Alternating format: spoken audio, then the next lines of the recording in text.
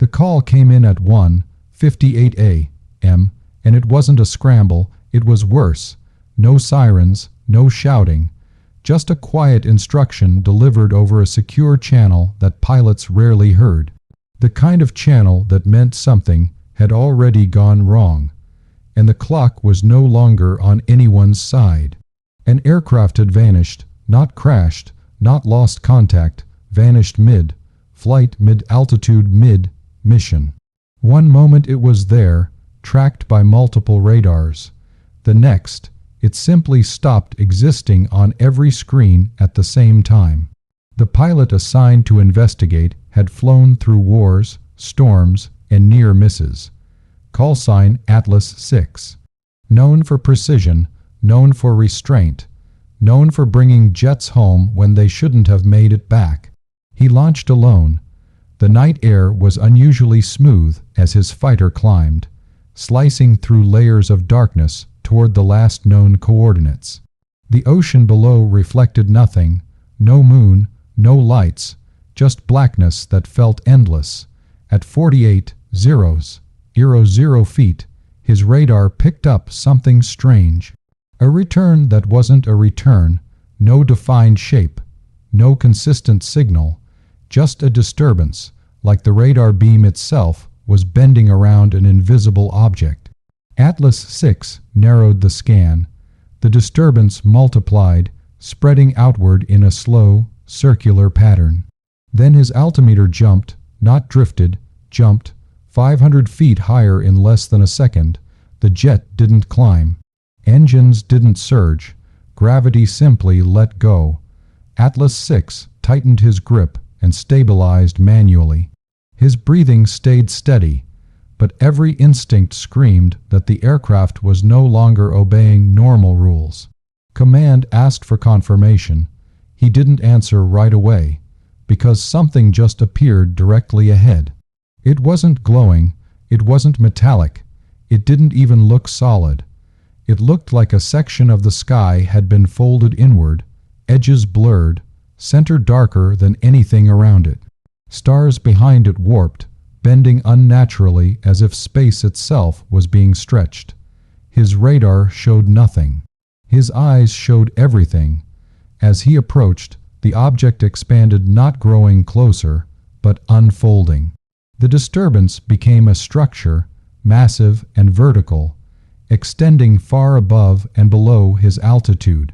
No movement, no sound, no visible propulsion. The jet systems began failing in sequence.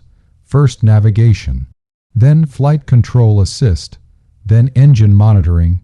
Each system dropped cleanly, without warning tones or error messages, like someone was switching them off deliberately. Atlas 6 flew manually, fighting the urge to turn away.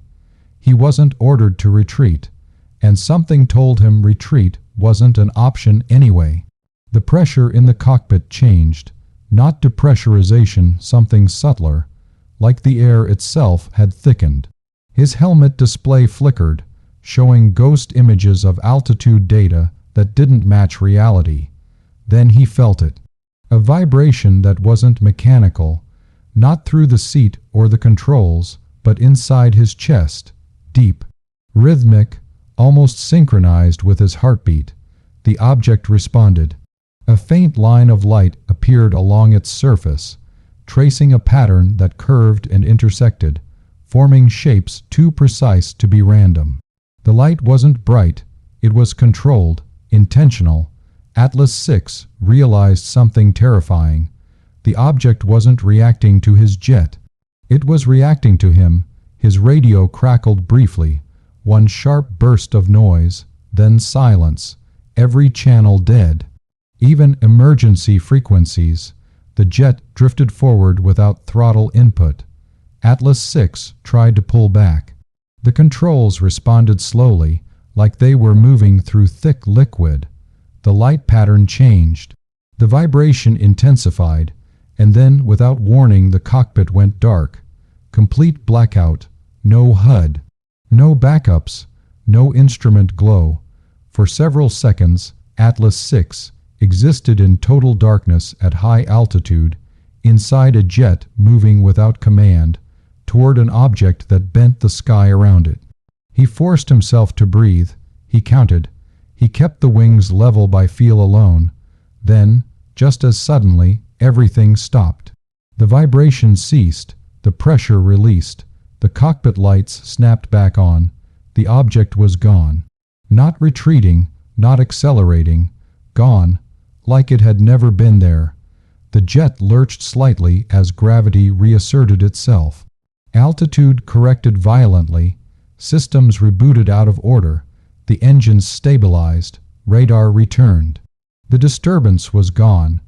Command's voice exploded into his headset, frantic, overlapping, demanding status, position, confirmation that he was still airborne. Atlas 6 responded calmly. He reported a temporary avionics failure. He did not mention the object. As he turned back toward base, a new warning appeared: structural integrity alert, forward fuselage. Minor, non-critical, cleared itself after a few seconds. The landing was uneventful, too uneventful. In the hangar, maintenance crews inspected the aircraft under harsh white lights. Everything checked out until one engineer stopped beneath the cockpit. Embedded into the skin of the jet was a shallow depression, perfectly circular, smooth, no burn marks. No deformation around the edges. The metal hadn't been damaged. It had been altered. Measurements showed the indentation wasn't uniform. It matched no known tool, no known process, no known purpose. The engineer looked at Atlas 6 and quietly asked if he had felt anything unusual during the flight. Atlas 6 didn't answer, because in that moment he realized something far worse than danger. The object hadn't attacked. It hadn't warned. It hadn't tested weapons. It had measured, and whatever had vanished that night before he arrived hadn't come back. If you want more classified style jet encounters, realistic aviation mysteries, and stories pulled from the edge of what pilots are allowed to talk about, you're in the right place. Welcome to Jet Clash TV.